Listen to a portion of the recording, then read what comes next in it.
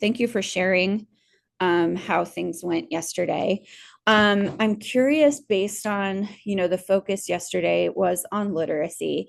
And I did send out, it took me a little while, but I did finally send out all of the individual data trends that I gave to you guys last month. I sent an individual email to every teacher with their information. I only really heard back from a handful, like less than five, I think. So I'm curious if people saw that data trends piece, if there's been any more conversation within your team. I know you don't really necessarily meet as a department except for maybe like yesterday, but just wondering like how you guys are feeling about literacy instruction, approaches that are happening during win time, that sort of thing. If you want to go ahead and drop that in the chat. um, and since we did kind of already talk a little bit about feedback from PD yesterday, I might skip over that in terms of what we're talking about today. We were supposed to go over to chapter 3 and chapter 4, and I'm just now realizing I forgot to bring my book with me to the other district office.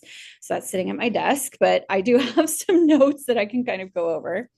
Um, Considering and thinking about a focus towards writing a little bit, I want to talk a little bit about writing goals and potentially thinking about doing a lot more like beginning of class or transitionary journaling, just to get the kids' stamina up before the testing window comes, as looking at some of our writing trends and data from last year. And then some next steps as we look forward to our next PD and next month as well. So let's see, we kind of already talked a little bit about yesterday. If there's anything more you want to share, please drop it in the chat.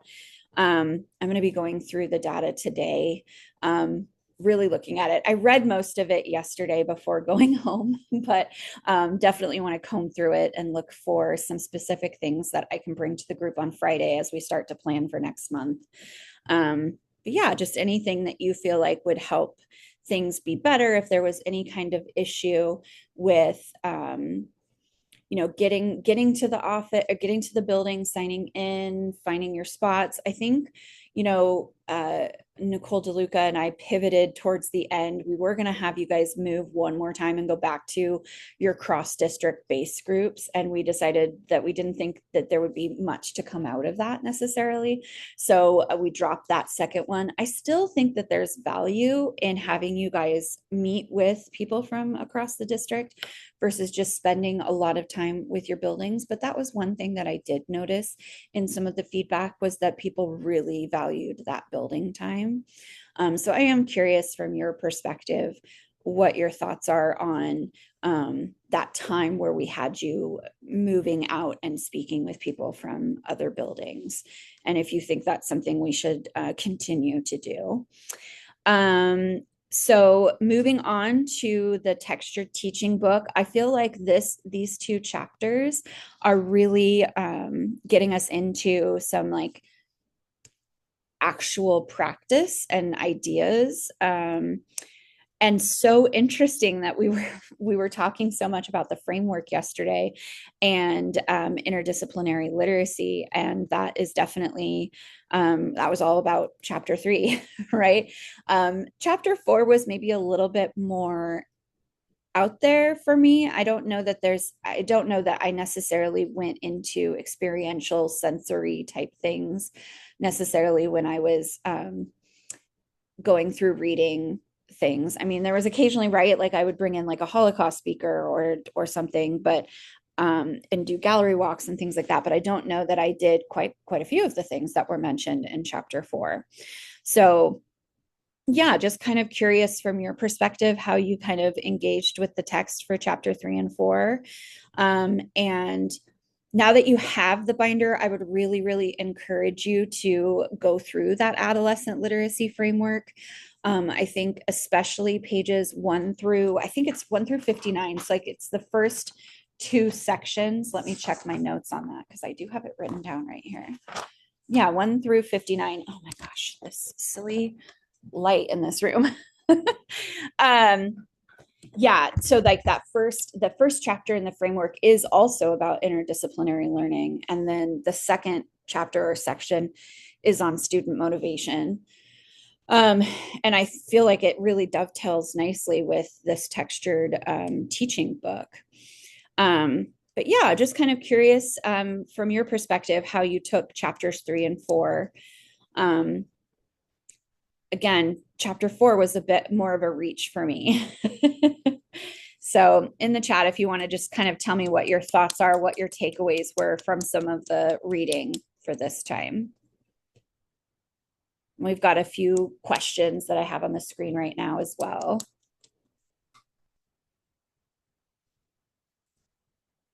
And if anyone wants to unmute as well and share out, you can too.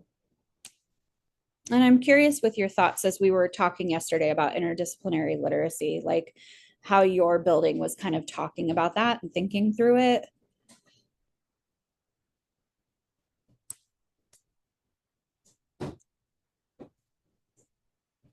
I'll give a little bit of wait time. I know there's only a few of us on this call today.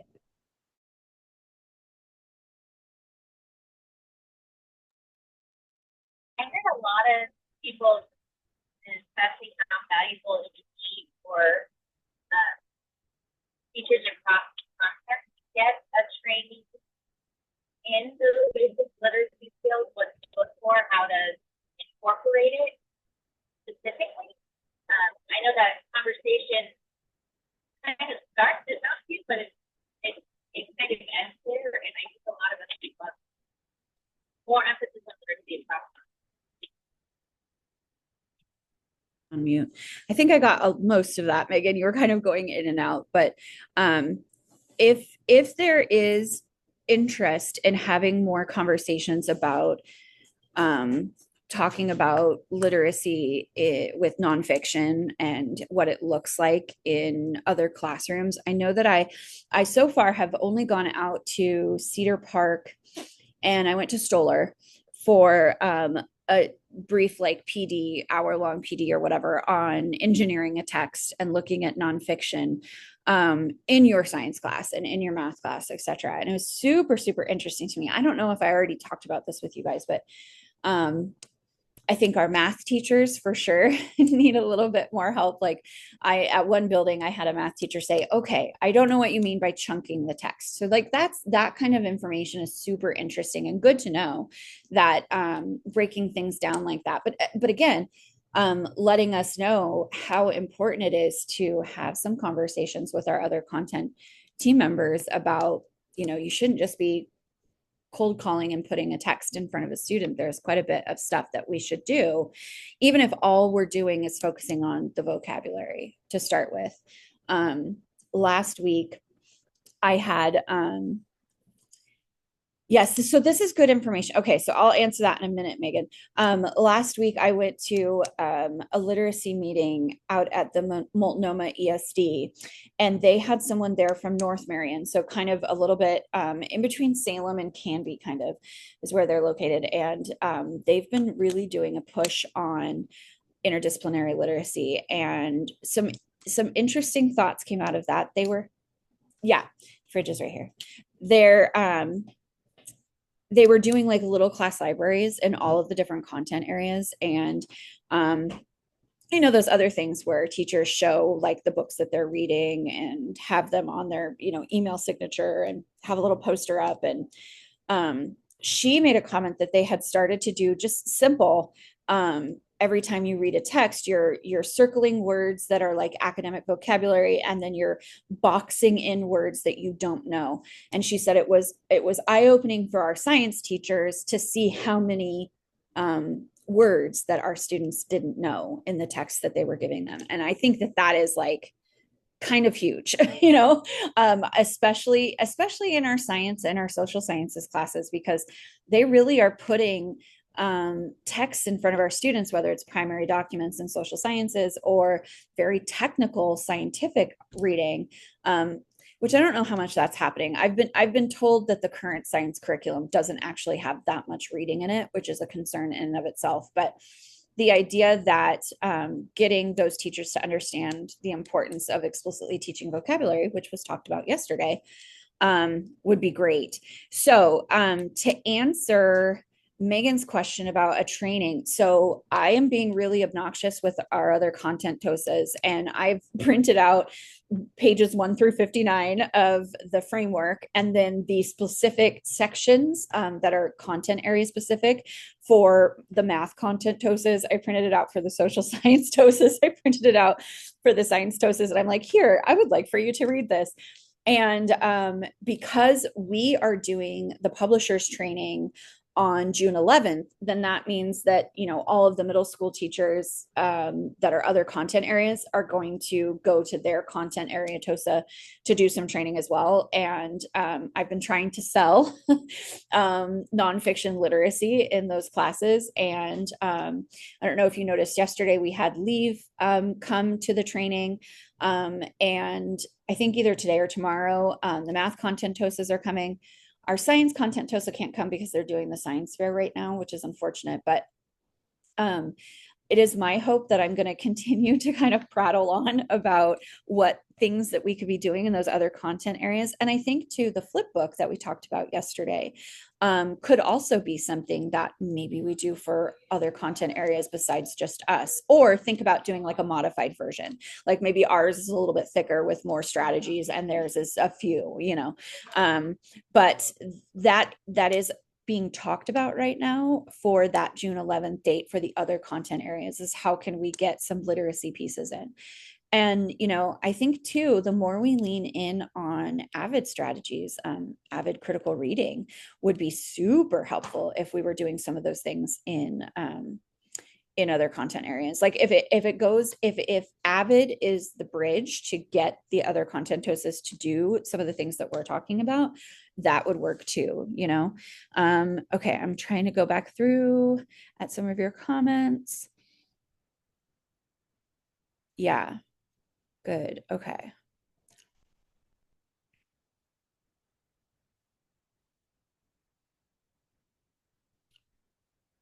Exactly, Emily.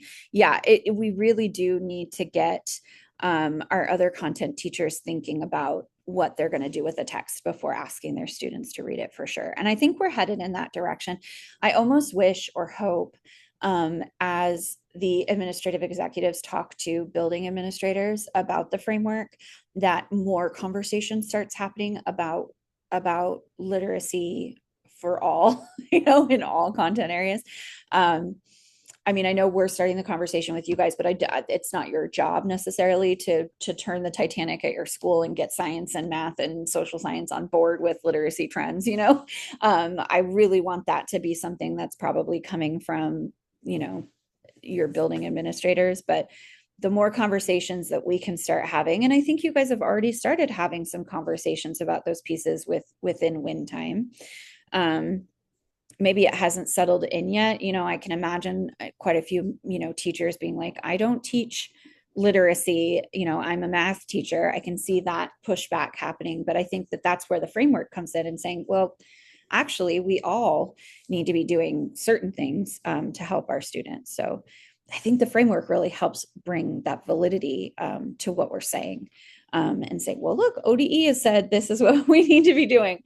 So switching gears a little bit, I'm just curious if in the chat you can let me know if you are how you are feeling about writing stamina in your building, and how you think the students will be able to kind of attack some of the writing prompts that they'll be seeing as testing comes up.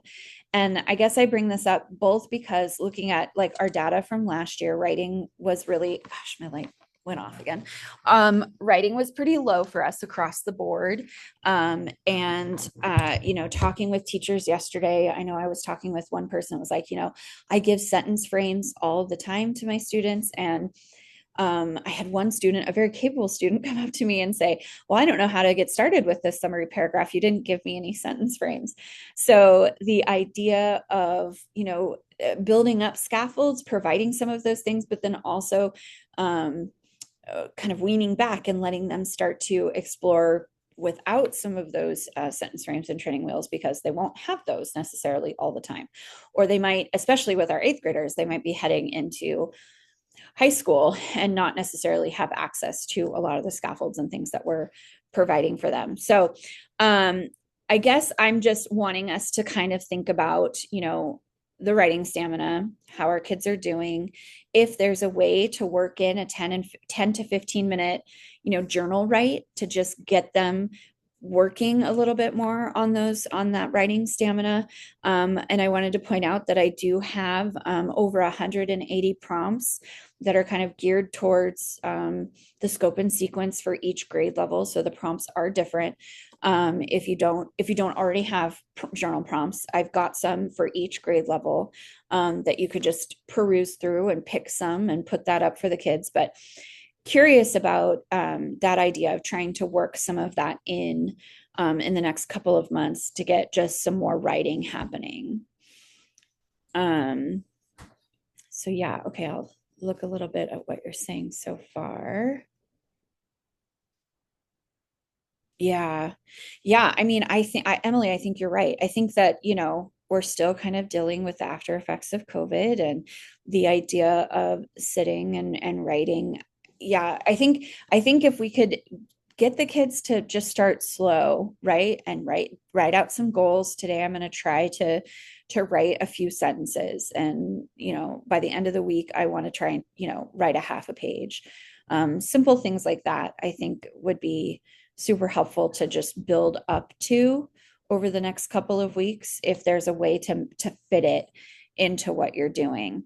Like I don't want it to necessarily be like overwhelming to try and do it, but I do think thinking about it and providing some just time to try might be helpful. But I'm curious what everybody else is kind of thinking. Yeah. Yeah. Yeah. Perfect. Yeah, Thomas, I totally get it. And there's no judgment on my end on that. That is, a nationwide trend. Um, good. I think okay, an opportunity and win would work. Okay, that's awesome. Yeah. I think the more we can think on this, the better. Small little, okay. So I will send this slide deck out to you. They also are located in the scope and sequence that I sent out to everybody, but I'll include the journal prompts, the grade level journal prompts in my like follow-up email for you. Love that idea, Emily, about potentially putting something together for win time.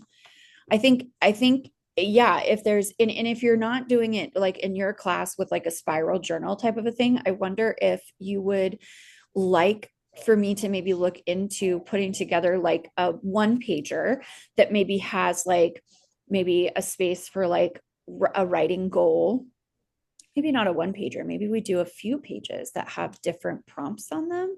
Maybe like a little packet or something that have a few prompts and then spaces to write that would be easy for a math teacher to like put in front of the kids and see if they could get that going.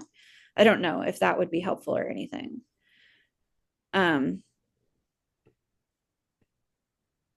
It would. Okay. I'll make a note of that, you guys, and I will try and see if I can put something together. Okay. Packet of writing prompts. How many do you think would you want? Like 3 prompts in a packet? 3. Okay, perfect. Packet of 3 writing prompts. Would you want me to do maybe a couple packets? Like maybe, two or 3 separate options so you could have it over a couple of weeks?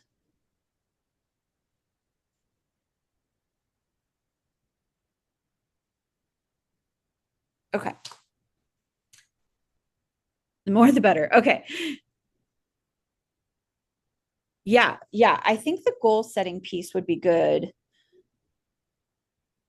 What do you think about like if like the first packet of prompts had just like a shorter space to write so that the kids don't necessarily see a full page and have to feel like they have to write the whole thing? Like what if the boxes for writing space just got bigger and bigger? and the goal was to try and fill each of that space. And I guess, well, okay, so now that I'm even also writing, should I do some packets that have like science topics in it?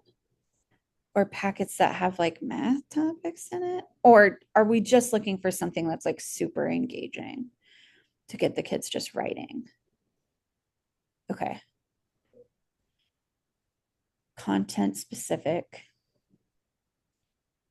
and highly engaging. Okay. Okay. I can work on that. Yeah, I agree, Megan. Yeah, it's just, it's a different breed of student right now. And I think, with COVID and everything, just like the actual fine motor skills have just not been built up over time to like facilitate long form writing, right? Um, so okay, good, good, good. I will send out in my follow-up email the journal prompts that I have, and then I'll work on like little packets and I'll send that out probably next week, probably like end of next week, since this week is so crazy with these PDs that we're doing. My light went off again. Sorry. All right, so we're almost done. Um, so just again, I kind of asked at the beginning the literacy trend data, maybe talk with your department if you can. Like, did you get that email from Nicole? What do you think? Kind of thing. I don't want to force anyone to do it. If you feel like that would cause a riot, don't do it. But I am curious because I only heard back from a few teachers about the email. And I'm just wondering if you're seeing anybody like kind of pivoting within class. Again, like, not to say that you don't teach the outsiders if that's on your schedule, but like if the trends are saying kids are really struggling with key ideas and details, is there a way for you to continue to read the outsiders and then have them work in a few strategies on identifying the key ideas and details in the chapter they just read, or whatever, like working on some journal prompts or things? Those are some of my thoughts. I'm wondering about the transfer between looking at the data, talking within our teams, and then seeing it actually change some of the instructional practices that are happening in the classroom. Not necessarily changing the curriculum, but just like the actual strategies and practices that are happening. I'm just curious how that's going. If data informed instruction is happening in your opinion. Is it happening in your class? Are you seeing it with other departments? That sort of thing. And as I kind of watch for your comments in the chat, I'll just move on to next steps since I only have like 2 or 3 minutes left. So again, a reminder that our upcoming PD is April. We are going to be in the exact same room again. Writing is the focus. Penny Kittle will be here. She knows that writing is the focus.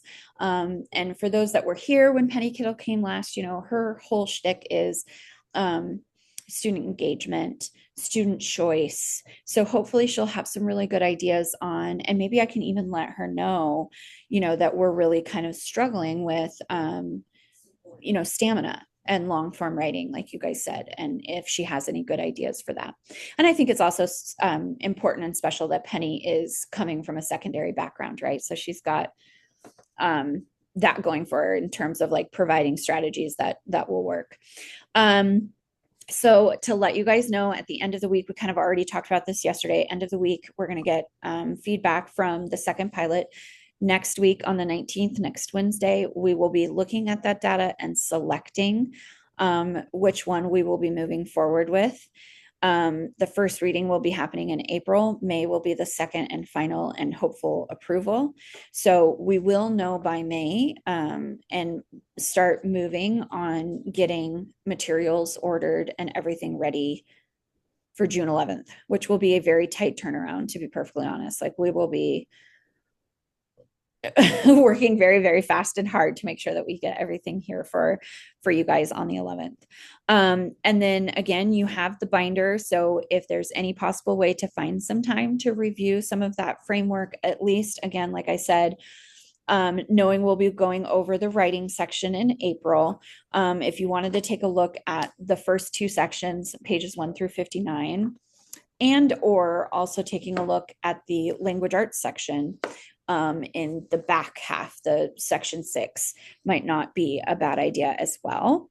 But again, April will be focusing on the writing section. Don't know if you feel like you want to take a look at that. I will say yesterday, when we made the different seating arrangements, we were trying to make sure that we had at least one lit leader or an academic coach at every building to kind of help facilitate the conversation and get everybody kind of talking, staying kind of on track and things. So I'm curious if you guys even kind of noticed that. I think we made that plan after we had our last lit leaders meeting. So knowing going into April that we might want to be leaning on you guys for just kind of facilitating the conversation at your table, maybe even taking a look at that writing section would be good.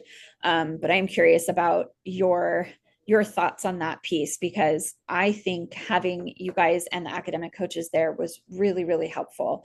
I heard so many different meaningful conversations happening, and I credit that to you guys and those academic coaches. So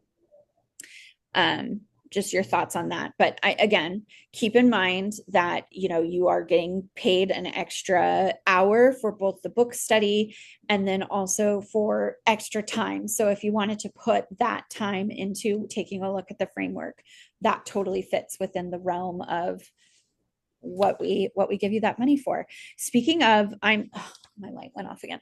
I'm not getting a lot of your pay forms turned back in from you. So make sure when I send that end of I do my little wrap up email to you guys and I send that information for you to fill out the pay form. Just make sure you get that filled out and turned back in so that I can get that filed for you. And I think that's really all I have for today. Thank you so much for coming yesterday and for coming today. Or if you're watching the video recording, thank you so much for that. I really get a lot out of hearing from you guys and some of your thoughts. Like I said, I will send out the prompts in my follow-up email and I will work on putting some packets together. I think that that's a really good idea. And we'll see how that goes if you guys try those out. Let me know if there's anything else you might need.